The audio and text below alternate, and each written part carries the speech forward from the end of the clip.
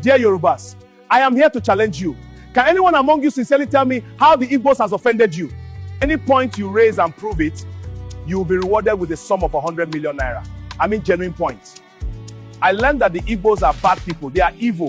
They should not be trusted. My parents told me years ago. That's my point, you see? Your judgment is based on what you were told, not from experience. Has any Igbo man offended you before? I need an honest evaluation. What have the Igbos done to you to warrant hatred? Someone should talk to me. We are here to discuss unity. The Igbos are land grabbers. They have almost half of Lagos and other cities in this country. What about that? Do they steal the land? Do they pay the owners? Don't they buy those lands? Is it an offense to buy property with your money? Let me remind you that the investment of Igbos were seized in the name of abandoned properties. You should be the guilty one here, not trying to blame someone who bought item with his money, or you stop selling to them.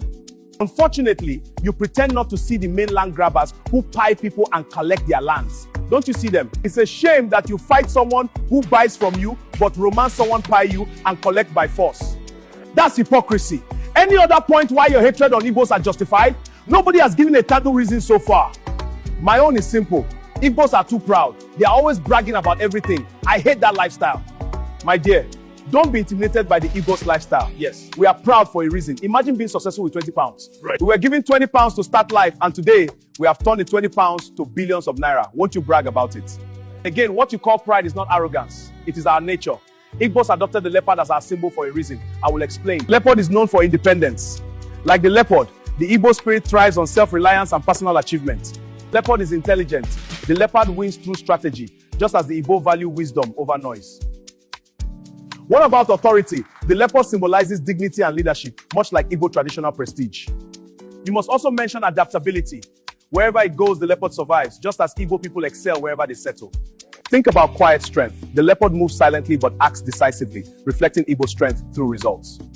We must mention courage. The leopard does not fear confrontation, mirroring the Igbo history of resilience and defense. Most importantly is identity. The leopard's unique marks reflect the Igbo pride in culture, heritage, and identity. You can see that what you misjudge as pride and arrogance is just our nature. In is in our vein. No apology to anyone. Shall we proceed with my question? Tell me what Igbos have done wrong to you that make you to hate them so much. The Igbos said that Lagos is no man's land. Is that not insulting to our Yoruba authority? There you got it wrong.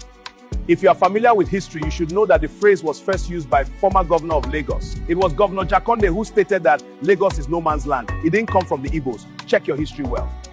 Some Igbos said that on social media. Doesn't mean that Igbos said that Lagos is no man's land. You are looking for excuses. The last speaker is from Ekiti.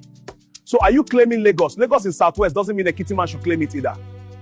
Why not allow the owners of Lagos to lead the fight if they are not happy that someone said that Lagos is no man's land? Why is Oyo man shouting up and down as if Lagos is his state? You claim what is not yours but turn to call someone land grabber for buying land. That's hypocrisy at its peak. But let me have more points. Why do you hate Igbos so much that most of you are now obsessed with Igbos? During elections, Igbos don't support our candidates. They will always vote for candidates we didn't support. They are rebels. I am glad you raised the point. Let me use the opportunity to educate you on democracy. People make their own choices. You don't impose candidates on people. On the part of Igbos, an Igbo doesn't support substandard leaders or unaccountable leaders. They go against any leader who is not standard enough. The Igbos are Republican in nature. They always go for the best, even at village level. Any other point to justify your hatred on Igbos? No point raised so far has been meaningful enough. I need points that make sense. Igbos destroy Lagos properties during NSAS protests. Is that reason not good enough to justify our hatred on them? Honestly, you are being unfair to Igbos. How was that Igbos protest? Remember, the protest started at Warri before circulating to other parts of the country. Warri is not Igbo land. Then in Lagos, it was peaceful until there was shooting at Lekki toll gate. Most conveners of the protests were Yorubas. So, how did you turn to blame Igbos on the protests against SARS brutality, which affected everyone in the country? This is one of your propaganda against Igbos. That was how some of you linked the Kwara issue to IPOB. Your media used propaganda to tag 1966 coup and Igbo coup, even when the participants of that coup have come out openly to debunk it. You insist that Nzogu was an Igbo man that plotted coup, yet you turn to say that Nzogu's village in Delta is not Igbo. You said that Aguiyi is the cause of Nigerian problem. How? Aguiyi introduced unitary system, but go on changing federalism. We've had other military regimes and democracy since then, yet you still blame a man that left the world 60 years ago. What a shame. You keep talking about the coup that happened 60 years ago, but you are afraid to talk about the one that almost happened this year. Cowards! Your propaganda against Ojukwu is that Ojukwu caused civil war. You don't even mention that Gowon failed to implement Aburi Agreement. In Aburi, Ojukwu and Gowon agreed on restructuring where every region would control its resources, but your father refused. You know that this was what caused the war, but you have refused to talk about it the way it is. You shy away from the truth. And now you are asking for the same restructuring which your father rejected 60 years ago. Is that not hypocrisy? Think about the Igbos must go protest you have always agitated for. We claim one Nigeria, yet you harbor such thoughts in your heart. Well, for sure, Igbos will leave Lagos one day. But remember the street of Lagos during Christmas period. You think you can survive without Igbos? How many Igbo man's shops have you demolished? How many of their buildings have you destroyed? What about shops that got burnt? Remember, they bought those properties with their money. They invested heavily on those places, yet you keep destroying them. Your mother said it in 2019 that you would convert the investments of Igbos to your properties, and it is happening now. Your father threatened with Lagoon how he will push them into it. It happened during 2023 election. We claim to be in one Nigeria. What about the infamous Asaba massacre which your uncle spearheaded?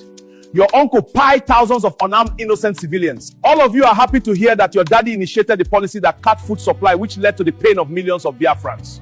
It is a shame that while Nigerians are calling for electoral reform to ensure free and fair election, some of you are supporting the usual rigging system.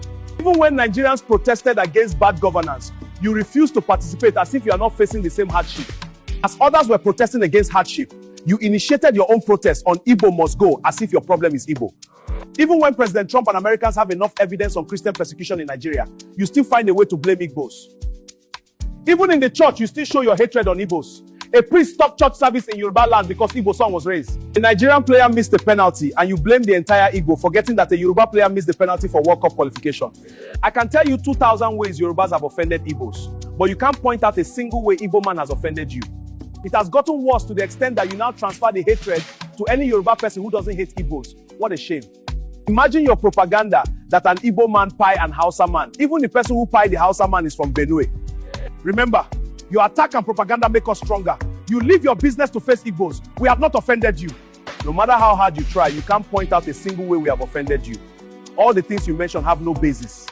The only offense of an Igbo man is that he came to your land to progress, and that brings jealousy, envy, and acrimony. Let me say this finally.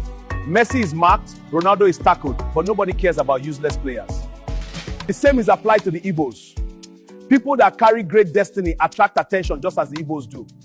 Ponder over this. Remember, as leopard, Igbos cannot be intimidated. I am off.